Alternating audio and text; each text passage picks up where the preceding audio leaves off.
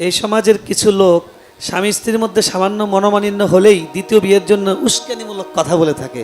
এই বিষয়ে যদি কিছু বলতেন। হ্যাঁ ভাই, খুব গুরুত্বপূর্ণ প্রশ্ন। স্বামী স্ত্রীর মধ্যে কিছু হলে কিছু লোক আছে মাঝখান থেকে আইসা উস্কানি দিবে। এই উস্কানি দিয়া দিয়া সংসারগুলো ভাঙার জন্য চেষ্টা করে। কিছু লোক আছে নিজেদেরকে নারীদের পক্ষের, নারীদের হিতাকাঙ্ক্ষী এরকম প্রমাণ করার চেষ্টা করে। কিছু হলেই ফুসলাবে, মহিলারে ফুসলাবে, আরে রাখ, নিজের পায়ে নিজে দাঁড়া। স্বামীরে ফুসলাবে, আরে একটা গেলে 10টা আসবে। এইরকম উস্কানি দেওয়া মানুষগুলোকে আমি বলি মানুষরূপী শয়তান, মানুষরূপী ইবলিস। ইবলিস তার উপরে ভর করেছে, বা এটা ইবলিস মানুষের রূপ ধরে এসেছে। অন্তত ইবলিসীয় কর্ম এটা, যে দাম্পত্য জীবনে ফাটল সৃষ্টি করার জন্য উদ্যোগ গ্রহণ করে। মহিলাকে এসে বলবে, ভাবি আপনার ভাগ্যটা আসলে খারাপ ভাবি, আল্লাহ আপনারা যে চেহারা দিছে, যে সৌন্দর্য দিছে ভাবি, আপনার রাজপুত্রের মতো ছেলে পাওয়ার কথা। আহা, ভাবি তখন ফুলে ফেটে চিন্তা করে, হায় হায়, ঠিকই তো একটা অমানুষ আমার নসিবে পড়লো। এই তাদের মধ্যে একটা দূরত্ব তৈরি হয়ে যায়।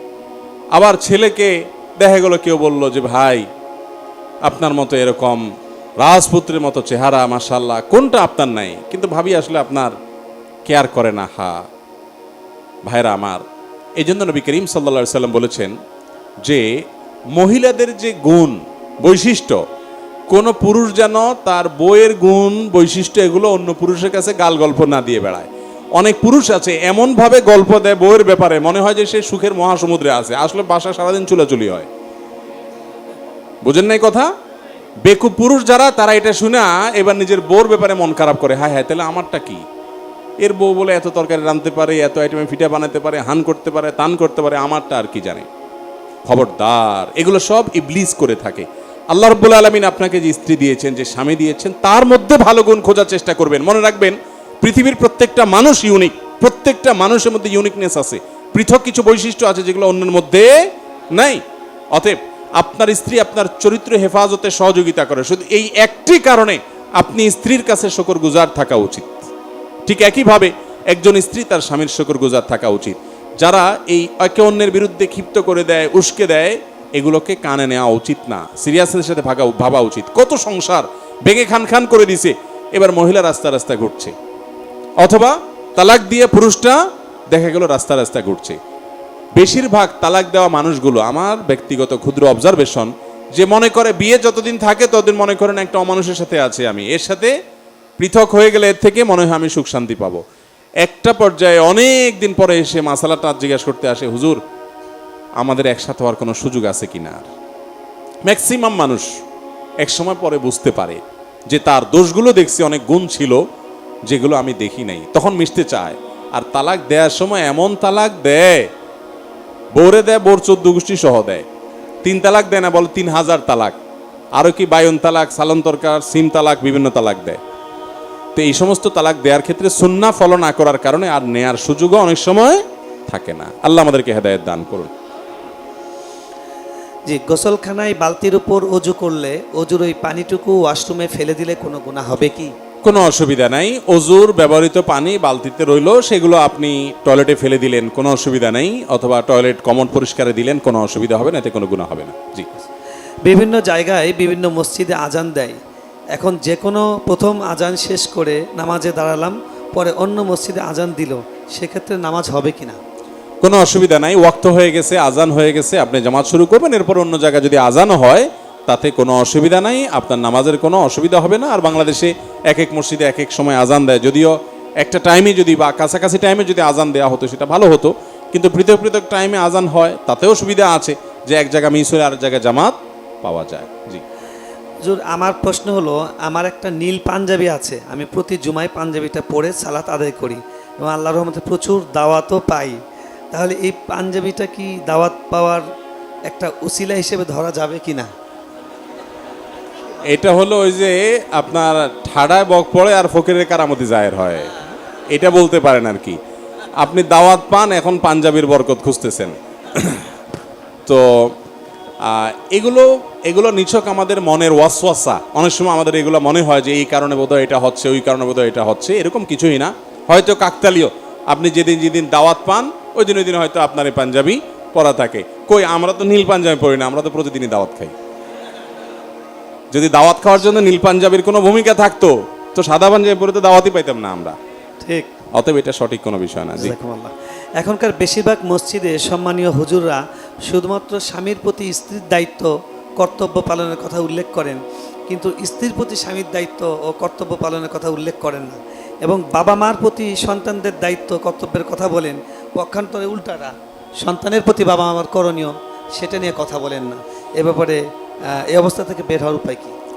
এটা তো সঠিক যে আমরা অনেক সময় এক পেশে কথা বলে ফেলি, আল্লাহ আমাদেরকে মাফ করুক, সেটা হওয়া উচিত নয়। কিন্তু আবার এটাও সঠিক যে প্রশ্নকর্তা তিনি হয়তো মহিলা। যদি মহিলা হয়ে থাকেন তাহলে আমি তাকে প্রশ্ন করব পাল্টা, যে আপনার দরকার কোনটা? স্বামীর অধিকার জানা না স্ত্রীর অধিকার জানা? কোনটা দরকার? একজন মহিলার জন্য কোনটা জানা দরকার? স্বামীর হক জানা দরকার। কারণ স্বামীর হক যদি কোনোটা আদায় না হয় তাহলে আল্লাহর কাছে ধরা খাইতে হবে।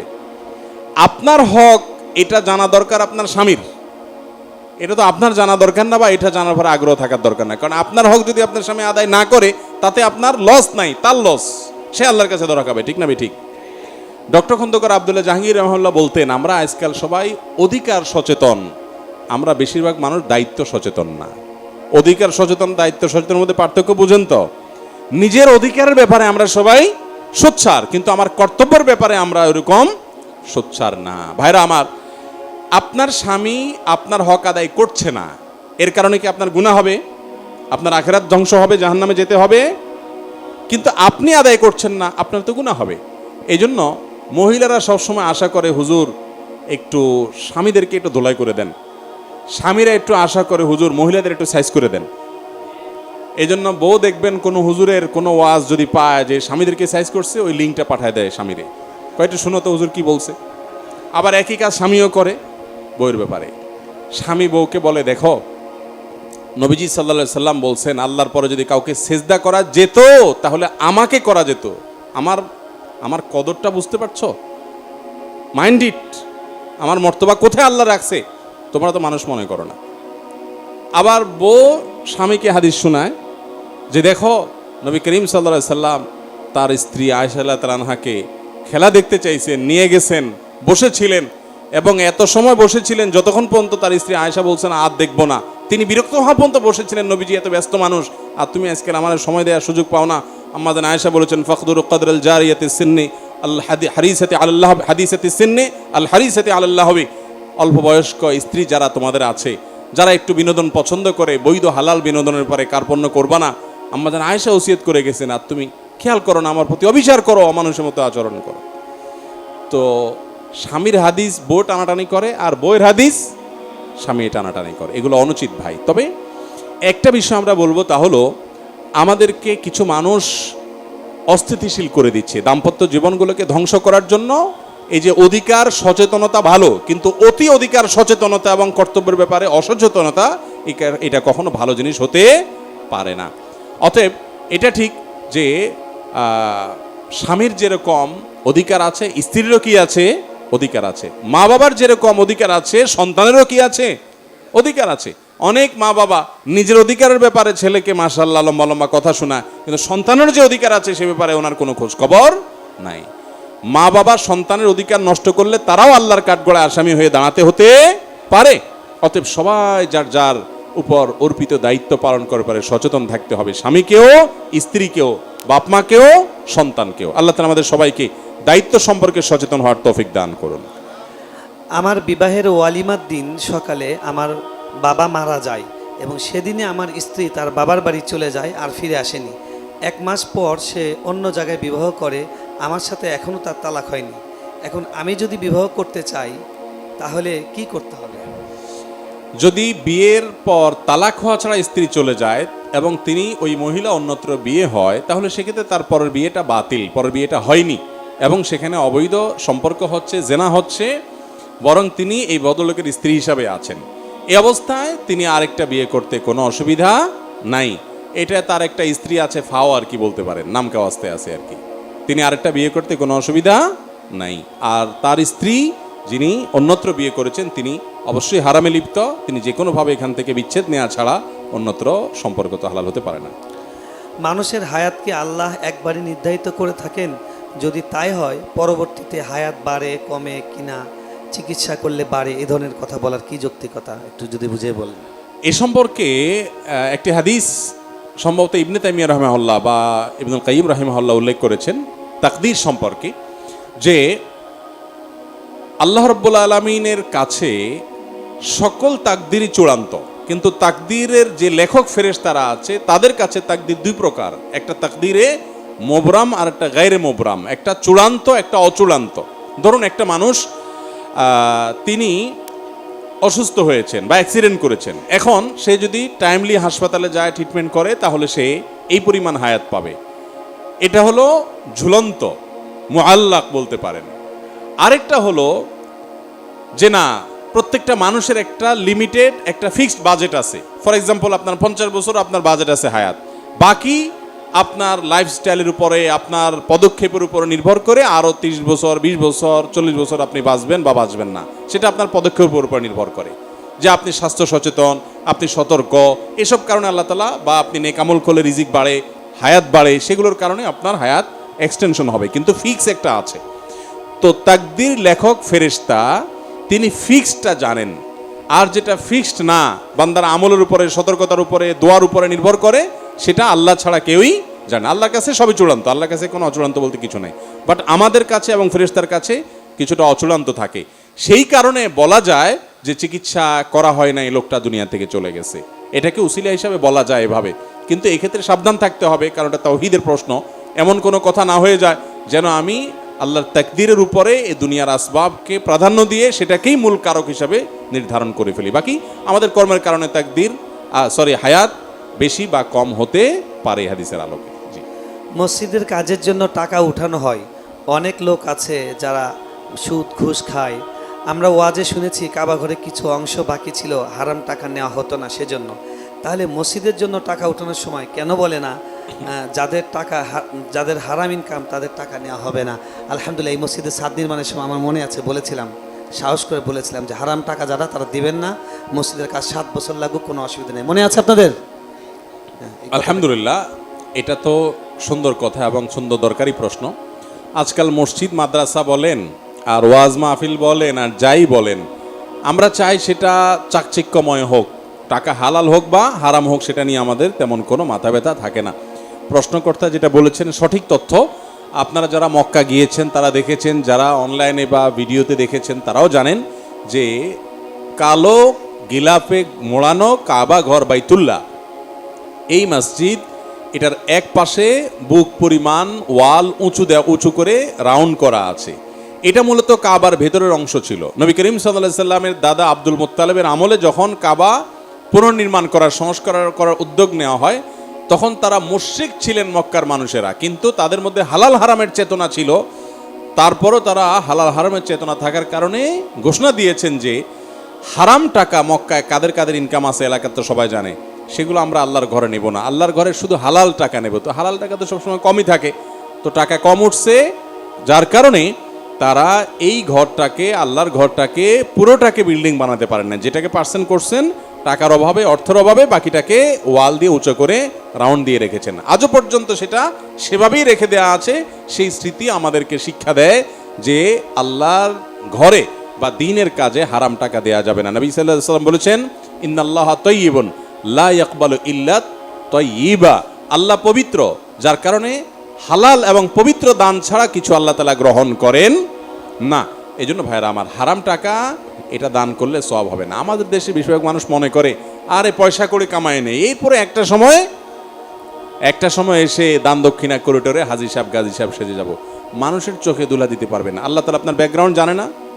অতএব এই 2 নম্বরের পথ পরিহার করতে হবে এবং হারাম টাকা মসজিদ দিবে না। মসজিদ কর্তৃপক্ষেরও মেরুদণ্ডে থাকা উচিত, ইমাম সাহেবের মেরুদণ্ড থাকা উচিত যে হারাম টাকাকে ডিনাই করতে জানবে। আজকাল তো এগুলো নাই ম্যাক্সিমাম মসজিদ। আলহামদুলিল্লাহ, এই মসজিদে খতিব সাহেব বলেছেন, আমরা আমাদের আসুন্নাহ ফাউন্ডেশনে যারা লাইফ মেম্বার এবং ডোনার মেম্বার হবেন, সেখানে আমাদের ফরমে এবং আবেদনে লেখা আছে যে শর্তই হলো আপনি হালাল টাকা দিয়ে আমার এখানে সদস্য হতে হবে, হারাম টাকা দেওয়া যাবে না। তারপরও যদি আপনি হারাম দেন, আপনি অন্যায় করেছেন, প্রতারণা করেছেন, কিন্তু আমরা হারাম নিতে প্রস্তুত নই।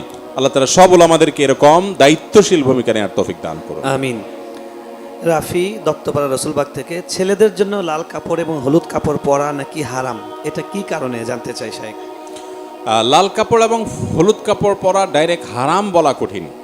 বিভিন্ন হাদিসে একেবারে নিরেট লাল, টকটকা লাল, যেটা পিওর লাল, যেখানে কোনো মিশ্রণ নাই, এবং হলুদ, এই দুটির ব্যাপারে বিভিন্ন রেওয়ায়েতে নবী করিম সাল্লাল্লাহু আলাইহি সাল্লাম থেকে নিষেধাজ্ঞা প্রমাণিত। সেটাকে ফুকাহে কেরাম মাকরুহ বলেছেন, অপছন্দনীয়, অনুত্তম, অনুচিত, না পরা উচিত। পিওর লাল, পিওর হলুদ পুরুষের জন্য। এখন আপনি যদি বলেন যে এটা কি জন্য নিষেধ করা হয়েছে, আমি বলবো এটা মহিলাদের জন্য রিজার্ভ। এই কালার কাদের জন্য রিজার্ভ? অন্যান্য কালার আপনিও পড়তে পারেন, মহিলারাও পড়তে পারে, আর মহিলারা এই কালার তাদের জন্য স্পেশাল। দিন বা ইসলাম বলে মহিলাদেরকে খাটো করছে কিছু খাটো বুদ্ধির মানুষরা বলে। আপনি দেখেন পোশাক আশাকের ক্ষেত্রে মহিলা যেই কালারের ইচ্ছা সেই কালারে পড়তে পারবে, পুরুষ পারবে না, রেস্ট্রিকশন আছে। রেশম বলেন, সিল্ক বলেন, মহিলা পড়তে পারবে, পুরুষ পড়তে পারবে না, রেস্ট্রিকশন আছে। স্বর্ণ মহিলা পড়তে পারবে, আর পুরুষে বলা আছে তুমি শুধু চায়া চায়া দেখবা চান্দু, তুমি পড়তে পারবা না, তুমি শুধু চায়া চায়া পকেটের টাকা দিয়ে কিনা দিবা, পড়বে উনি দূর থেকে বা কাছে থেকে চায়া চায়া চায়া শুধু দেখবা, বাস, খবরদার, পড়ার সুযোগ নেই। এরপরে বলে মহিলাদের ছোট করছে বলেন। জি। একজন নারী তার স্বামীর শরীয়তসম্মত 95% কথা মেনে চলে না, কিন্তু ইসলামী সংগঠনের সাথে জড়িত, সব সময় সংগঠনের কাজে সময় দেয়, 5 ওয়াক্ত নামাজ ঠিক মতো আদায় করে না, বেশিরভাগ সময় নামাজ কাজা হয়, স্বামীকে না বলে যখন তখন বাইরে যায়, মোবাইল নিয়ে সবসময় ব্যস্ত থাকে, তাকওয়া পর্দা দুটোই কম। মোট কথা স্বামী তার উপর অখুশি থাকে। কোরআন হাদিসের দৃষ্টিকোণে বুঝিয়ে বলতেন। দেখুন ভাই, দিন কিন্তু মানুষের নিজের প্রবৃত্তির অনুসরণ করার নাম না। আমার একটা কিছু ভালো লাগলো আর করতে থাকলাম মন মতো, খেয়াল খুশি মতো, না, সেটা না।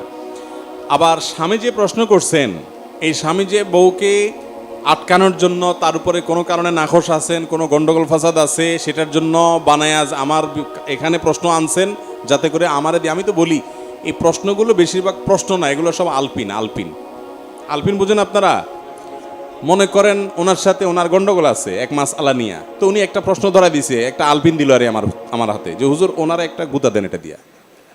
এটা উত্তর তো না, এটা হলো আলপিনের কি গুতা। বইয়ে প্রশ্ন নিয়ে আসে যে হুজুর আমার স্বামীর সাথে আমার একটু কামড়ি আছে, আপনি একটু দিলাম প্রশ্ন, একটু গোষ্ঠী উদ্ধার করে দেন। এই জন্য আমি বলি এই সমস্ত বিষয়গুলোর উত্তর আমরা কমন কথা দেই, কিন্তু ইন্ডিভিজুয়াল কেস স্টাডি করা ছাড়া, জানা ছাড়া, দুই পক্ষের কথা শোনা ছাড়া আমরা ডিসিশন দিতে পারবো না, সেক্ষেত্রে ভুল হবে। তো মহিলা হোক আর পুরুষ হোক, যেই হোক, দিনের কাজ করতে গেলে, দাওয়াতের কাজ করতে গেলে, অনেকে আছে মহিলা তবলিগের কাজ করে, তবলিগে যায়, স্বামীর খোঁজ খবর নেয়, জিজ্ঞেসও করে না, পোলাপানের খোঁজ খবর না, সংসারের পরে উদাসীন না, এটা না জায়েজ। আপনি স্ত্রী হলে আপনার স্বামীর নির্দেশনা মেনে চলা, তার সাথে থাকা, তার নির্দেশ অনুযায়ী চলা আপনার জন্য অপরিহার্য। তার নির্দেশের বাইরে গিয়ে আপনি ইসলাম প্রচারের কাজ আপনার খেয়াল খুশি মতো করার সুযোগ আপনাকে ইসলাম দেয় নাই। আপনি স্বামীর আনুগত্য করবেন, ওইটা আপনার উপরে ফরজে আইন না। ফরজে আইন হলে তাহলে স্বামীর নির্দেশ ছাড়াও আপনি করতে পারতেন। আপনি বাইরে গিয়ে দাওয়াতি কাজ করবেন, ইসলাম প্রচারের কাজ করবেন, অথবা যখন খুশি তখন যার কাছে দাওয়াত নিয়ে চলে যাবেন। স্বামী সংসার সব ফেলে রেখে এই সুযোগ কিন্তু ইসলাম দেয়া হয়নি। আল্লাহ তাআলা দাওয়াতের কাজ পুরুষদেরকেও করতে বলেছেন, মহিলাদেরকেও করতে বলেছেন, কিন্তু এটা কখন ফরজে আইন হয়, কখন আপনার সাধারণ থাকে, কখন ফরজে কিফায়া থাকে, কখন নফল হয়, এগুলো জানতে হবে, মাত্রা জ্ঞান থাকতে হবে। আজকাল আমাদের মা বোনদের জন্য আমি সবসময় একটা কথা বলার চেষ্টা করি। দেখুন, মা বোনদের জন্য একটা আমল আছে, তিতা করল্লার মতো আমল, ভয়ঙ্কর তিতা করল্লার তিতা যেরকম মানুষ খেতে চায় না, আমাদের মা বোনরা সে আমলটা করতে চায় না। সেটা কি? স্বামীর আনুগত্য। সেটা কি রে ভাই? এই কথা শুনলে আমাদের বেশিরভাগ মা বোনদের মাথা গরম হয়ে যায়, বলে কি হুজুর, আনুগত্য করতে চায় না। কোন এক সালাফ বলেছেন মহিলা, যে আমাদের স্বামীদেরকে আমরা শ্রদ্ধা করতাম প্রজারা রাজাদেরকে যেরকম শ্রদ্ধা করে। আজকাল আমাদের মা বোনরা নানা প্রপাগান্ডায় তারা প্ররোচিত হয়ে তারা স্বামীদের সাথে রীতিমতো টেক্কা দেয়, বেয়াদবি করে, আনুগত্য তো দূরের কথা, মানুষও মনে করতে চায় না। ওই যে একটু আগে প্রশ্ন শুনছেন, মায়ের দেওয়ার অনুমতি চাইতেছে। চিন্তা করেন কোথায় গেছে দুনিয়া। আল্লাহ তাআলা আমাদেরকে বোঝার তৌফিক দান করুন। ব্যবসা করা সুন্নত আমরা জানি, কিন্তু ব্যবসাতে মিথ্যা কথা বলা কি ঠিক? ব্যবসা করা সুন্নাত এবং ভালো কাজ, বেশিরভাগ রিজিক আল্লাহ তাআলা ব্যবসায় রেখেছেন, এটা উত্তম শরিয়া দৃষ্টিকোণ থেকে। কিন্তু মিথ্যা কথা যখন বলে মানুষ, তখন ব্যবসা আর হালাল থাকে না, সেটা গুনাহে পরিণত হয়, হারাম উপার্জনে পরিণত হতে পারে। এই জন্য নবী করিম সাল্লাল্লাহু আলাইহি ওয়াসাল্লাম বলেছেন, আত-তুজ্জারুস সাদুকু মা'আন নাবিয়্যিনা ওয়াস-সিদ্দিকিনা, যারা সত্যবাদী ব্যবসার ক্ষেত্রে এরা কিয়ামতের ময়দানে নবীদের সাথে সিদ্দিকদের সাথে উঠবে। ভাইরা আমার, বেশিরভাগ দোকানদাররাই 2 নম্বর কথা ছাড়া দোকানদারি করতে পারে না, ডাহা মিথ্যা কথা বলে ফেলে। হ্যাঁ, অনেক সময় দেখা যায় দাড়ি পাকা মানুষ, মাথায় টুপিও আছে, নামাজ কালামও পড়ে মাশাআল্লাহ, কিন্তু ঝাঁপটা টেনে দিয়ে ইন্ডিয়ান মশারি আর দেশি মশারি মিক্স করে তারপর দেশি মশারি বলে বেশ আছে না নাই? বিভিন্ন সেক্টরে আছে। মনে রাখবেন, সত্য কথা বলে ব্যবসা করলে কেনা বেচা একটু কম হবে, লাভ একটু কম হবে, বিনিময়ে আপনি জান্নাত পাবেন ইনশাআল্লাহ। আপনি নিজে সৎ থাকবেন। অতএব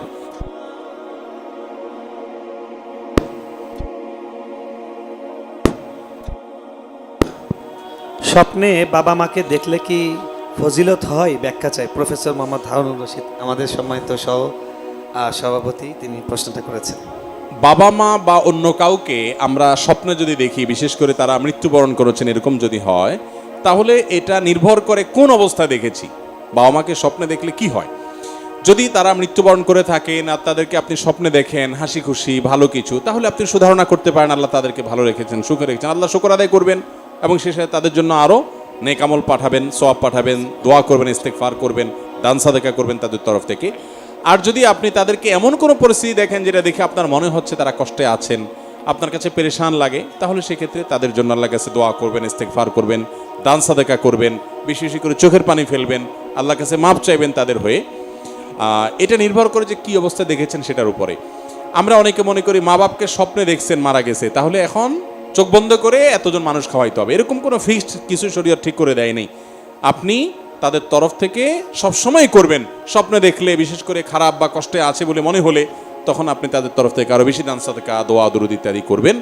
এছাড়া জীবিত মা বাপকে দেখলে বিশেষ কিছু হয় আমার জানা নাই। স্বপ্নের ব্যাখ্যা এটা গুরুত্বপূর্ণ বিদ্যা ইসলামের। আফসোসের বিষয় যে এটা নিয়ে চর্চা নাই। এখন স্বপ্নের ব্যাখ্যা বিশেষজ্ঞ পাওয়া যায় না, একসময় পাওয়া যেত। এ নিয়ে ওলামাদের মধ্যে জানাশোনা, চর্চা আরও বাড়া উচিত এবং স্বপ্নের ব্যাখ্যা দেওয়ার মতো লোক থাকা উচিত। আমি নিজেও স্বপ্নের ব্যাখ্যা সম্পর্কে খুব বেশি জানি না। জি, প্রশ্নটা যাক, অনেক লোক আছে সুদ খায়, মানুষের হক মেরে খায়, ও নিজের বউকে দৌড়ে মারে, আবার মসজিদের কমিটির পদে আছে, এগুলো কি ঠিক? দেখুন, মসজিদের যারা দায়িত্ব পালন করবে, আল্লাহ তাআলা কোরআনে কারিমে তাদের 4টি বৈশিষ্ট্যের কথা বলেছেন। 4টি বৈশিষ্ট্যের মানুষরা মসজিদের দায়িত্ব পালন করবে। আল্লাহ বলেছেন, ইন্নামা ইয়া'মুরু মাসাজিদাল্লাহি মান আমানা বিল্লাহ ওয়াল ইয়াউমিল আখির। আল্লাহর ঘর আবাদ করবে ওই মানুষরা যারা আল্লাহর প্রতি ঈমান আনে এবং আখিরাতের প্রতি ঈমান আনে। ও আকামাস সালাহ, এবং সালাত কায়েম করে, বেনামাজি হতে পারবে না। এবং ও আতাজ যাকাহ, যাকাত আদায় করে, যাকাত আদায় করে যদি যাকাত দেওয়ার মতো থাকে। ওয়ালাম ইয়াখশা ইল্লাল্লাহ, আল্লাহ ছাড়া আর কাউকে পরোয়া করে না। আমি মিরপুর মণিপুরে এক মসজিদে অনেক বছর ছিলাম। আমার মসজিদের যিনি সেক্রেটারি সাহেব ছিলেন, অনেক আগে দুনিয়া থেকে চলে গেছেন, আল্লাহ বেচারাকে মাফ করে দিন। আমার নিয়োগের পর বলল, হুজুর, আমার ডাকে বললেন, হুজুর, আমি সাধারণ মানুষ, কোরআন হাদিস সম্পর্কে জানি না, এই মিম্বরে বসে কোরআন হাদিসের কথা আপনি বলবেন, আপনার বলার ক্ষেত্রে কেউ বাধা দিলে আমি বেঁচে থাকতে আমি বাধা দিব তার। আপনি কোরআন হাদিসের অনুযায়ী, আপনি যদি কোরআন হাদিসের বাইরে কথা বলেন তাহলে আপনাকে আমি বাধা দিব। এই চুক্তি আজকে আপনার সাথে আমার হয়ে যাক। আমি কোরআন হাদিস বুঝি না, কিন্তু অন্য ওলামারা যদি বলে যে না আপনাদের হুজুর কোরআন হাদিসের বাইরে বলে, আমার যেটা স্যাটিসফ্যাকশন করতে পারে, আমি কিন্তু আপনারে বাধা দিব। কিন্তু আপনি যতক্ষণ বলবেন সত্য কথা, কেউ বাধা দিতে পারবে না। আল্লাহর বান্দা যতদিন বেঁচে ছিলেন আমি খোলা গলায় মন খুলে কথা বলেছি, আলহামদুলিল্লাহ। তো এরকম মসজিদের দায়িত্বশীল আল্লাহর রহমতে অনেকেই আছেন। আমাদের আলী হাসান তৈয়ব ভাই মসজিদ দীর্ঘদিন থেকে আছেন, নিশ্চয়ই কর্তৃপক্ষের সহযোগিতা আছে, আরও অনেক মসজিদে আছে। সব মসজিদ কর্তৃপক্ষ যে আপনার খারাপ সেটা তো ভুল। আবার এটাও ঠিক যে মসজিদের আপনার দায়িত্বশীলদের মধ্যে অনেকে আছে এই 4 যোগ্যতা নাই: আল্লাহর প্রতি ঈমান, আখিরাতের প্রতি ঈমান, 5 ওয়াক্ত সালাত আদায় করা, যাকাত দেওয়া এবং আল্লাহ ছাড়া কাউকে আর পরোয়া না করা। মসজিদে কথা হবে আল্লাহর দিকে তাকায়, আর কারোর দিকে তাকায় না। মাশাআল্লাহ, আয়াত এখানে লেখাই আছে, যে আয়াত আমি বলছি। 4 গুণ বিশিষ্ট মানুষরা আল্লাহর ঘরের দায়িত্ব পালন করবে। আল্লাহ তাআলা আমাদের আল্লাহর ঘরের দায়িত্ব পালনকারী ভাইদেরকে এই গুণগুলো অর্জন করার তৌফিক দান করুন। আমিন। একজন জানতে চেয়েছেন, মিনহা খলাকনাকুম, এটা কি সত্যি লাশ দাফনের দোয়া? লাশ দাফনের বা মুর্দাকে কবরে রাখার দোয়া কি? আমাদের দেশে প্রসিদ্ধ আছে মিনহা খালাকনাকুম ওয়া ফিহা নুঈদুকুম ওয়া মিনহা নুখরিজুকুম তারাতান উখরা। এটা লাশ দাফনের দোয়া হিসাবে যে বর্ণাগুলোতে এসেছে সেই বর্ণাগুলো একটাও বিশুদ্ধতার মানদণ্ডে উত্তীর্ণ নয়, সেগুলোর সনদের অবস্থা খুবই ভয়াবহ। এই জন্য এটাকে লাশ দাফনের দোয়া আমরা বলবো না। তবে এই আয়াতটির অর্থ লাশ দাফনের সময়কার যে পরিস্থিতি এটার সাথে দারুণভাবে খাপ খায়, অর্থাৎ ওই বাস্তবতাকে আয়াত ফুটিয়ে তুলেছে। এই আয়াতে বলা হচ্ছে মিনহা খালাকনাকুম, এই মাটি থেকে আল্লাহ বলছেন তোমাদেরকে আমি সৃষ্টি করেছি, অফিহা নুঈদুকুম, এই মাটিতে তোমাদেরকে আবার আমি ফিরিয়ে আনবো, অমিনহা নুখরিজুকুম তারাতান উখরা, আবার এই মাটি থেকেই তোমাদেরকে সৃষ্টি করে কিয়ামতে দাঁড় করাবো আবার। তো এই জন্য এই আয়াতের অর্থের সাথে দাফনের পরিস্থিতির মিল আছে, বাট দাফন করার সময় এই আয়াত পড়তে হবে, সেটি বিশুদ্ধ হাদিস দ্বারা প্রমাণিত নয়। তাহলে কোনটা পড়বেন? তিরমিজির হাদিসে আসছে বিসমিল্লাহি ওয়া আলা মিল্লাতি রাসূলিল্লাহ, কোন কোন রাওয়ায়াতে আসছে বিসমিল্লাহি ওয়া আলা সুন্নাতি রাসূলিল্লাহ বলে লাশকে মাটিতে রাখবেন। 11:30 প্রায় বেঁচে গেছে, আর মনে এটা লাস্ট প্রশ্ন নিয়ে নিই। আমার সমস্যা না, আমি ফজর বন্ধ চালাতে পারবো। আপনারা কি আমাদের বাচ্চাদের কিছু পুরস্কারের ব্যাপারে একটু আছে, ওদেরকেও একটু পুরস্কার দেওয়াটা দরকার, কি বলেন? হ্যাঁ, আমরা একটা সংক্ষেপে দেই, বলেন সংক্ষেপে দেই। সংক্ষেপে, বেতের নামাজের উত্তম পন্থা কোনটি? অনেকগুলো পদ্ধতির মধ্যে কোনটা উত্তম? বিতরের সালাত, এটার অনেকগুলো পদ্ধতি আছে, হাদিস দ্বারা প্রমাণিত সবগুলো পদ্ধতি পড়া যেতে পারে, একাধিক পদ্ধতি রয়েছে। আমরা এটা নিয়ে অনেক বাড়াবাড়ি করি এবং একটাকে শুদ্ধ করে বাকি হাদিস থেকে প্রমাণিত হলেও সেগুলো বিরোধিতা করি, এটা অনুচিত একেবারে। হাদিস দ্বারা যতক্ষণ পর্যন্ত প্রমাণিত হবে ততক্ষণ পর্যন্ত আমরা বিতর পড়তে পারি ইনশাআল্লাহ। সব মহিলাদের নিয়ে প্রশ্ন, স্বামী স্ত্রীর অভিযোগ, স্বামীর অবাধ্য, নামাজ পড়ে না, রোজা রাখে না, বেপরদায় চলাফেরা করে, মুখে মুখে তর্ক করে, এই অবস্থায় স্বামীর কি করণীয়? এই বিষয়ে আমাদের মনে হয় আগের প্রশ্নের উত্তরে চলে গেছে কথা, নতুন করে মনে রিপিট না করলেও চলে। জি, জানতে চেয়েছেন যে পাত্রী দেখতে গেলে তো তখন পাত্রীর চেহারা, হাত দেখতে হয়, কথা বলতে হয়, তাহলে তখন তো বিয়ে হওয়ার আগ পর্যন্ত উনি গায়রে মাহরাম, এক্ষেত্রে গুনাহ হবে কিনা, ছেলের এবং মেয়ের গুনাহ হবে কিনা? বিয়ের জন্য পাত্রপাত্রী একে অন্যকে দেখতে পারে। নবী করিম সাল্লাল্লাহু আলাইহি সাল্লাম একজন বিয়ে করতে চাইছেন, তাকে বলেছেন ফানজুর ইলাইহা, তুমি তাকে দেখে নাও। দেখে নিলে দুইটা লাভ, এক হলো কোনো দুষ্টুটি থাকলে তুমি সেটা আগে ভাগে সিদ্ধান্ত নিতে সুবিধা হবে, দ্বিতীয়ত হলো বিয়ের আগে দেখে নিলে তাদের মধ্যে পারস্পরিক ভালোবাসা বৃদ্ধি হয়। এই জন্য দেখে নেওয়া এটা জায়েজ আছে, বরং সুন্নাহ।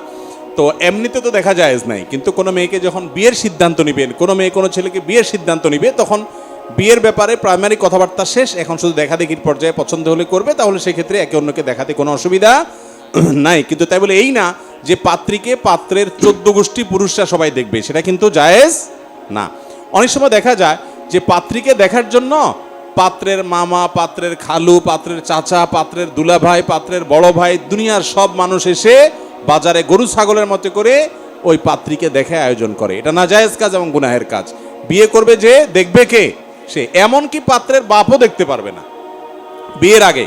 এখন মুশকিল আজকাল এটা বাপেরে বললে বলবে বাবারে বিয়ের আগে এই ঠেলা, বিয়ে করলে জানে কি করবে, এগুলা মূর্খতা এবং অজ্ঞানতা। বিয়ের পরে শ্বশুর হিসাবে দেখা দিতে পারবে, কিন্তু বিয়ের আগ পর্যন্ত শুধু পাত্র দেখবে ছেলে হিসাবে, আর পাত্রপক্ষের মেয়েরা দেখবে, পাত্রে অন্য কেউ দেখবে না। আবার দেখবে এর মানে এই না যে দেখতেই থাকবে দেখতেই থাকবে। অনেকে আছে বিয়ের আগে দিনকে দিন, মাসকে মাস পর্যন্ত যোগাযোগ, আসা বসা, উঠা, আড্ডা মারা, দিনকে দিন, এগুলো জায়েজ নাই। দেখার একটা আনুষ্ঠানিকতা থাকবে, সীমাবদ্ধতা থাকবে, শরিয়ার গণ্ডির মধ্যে থেকে দেখেই থাকবেন বছরকে বছর ধরে, এরপরে বলবেন এবার বিয়ে শাদী যাবো, এই 2 নম্বরই জায়েজ হবে না। কিছু মেয়ের পরিবার বিয়ের সময় দেনমোহর করতে হবে, শর্ত দেয় 5 লাখ টাকা বা 2 লাখ টাকা, না হলে মেয়েকে বিয়ে দিবে না। ইসলাম কি বলে? মোহর যত কম হয় সে বিয়ে তত কল্যাণকর হয়। ইন্না আযামান নিকাহি বারাকাতান আইসারুহা মাউনাতান, যে বিয়েতে খরচ যত কম, মোহর যত কম, সেটা তত কল্যাণকর হয়। কিন্তু একটা মেয়ের মর্যাদা অনুযায়ী তাকে দেওয়ার সামর্থ্য ছেলে পক্ষ থাকলে সেটা দিতে আবার কার্পণ্য করা উচিত না। নবী করিম সাল্লাল্লাহু আলাইহি সাল্লামের যুগে মোহরের যে ফিগার ছিল, তখন মানুষের গড় আয় ইত্যাদি কি ছিল, সেই তুলনায় কম ছিল না একেবারে।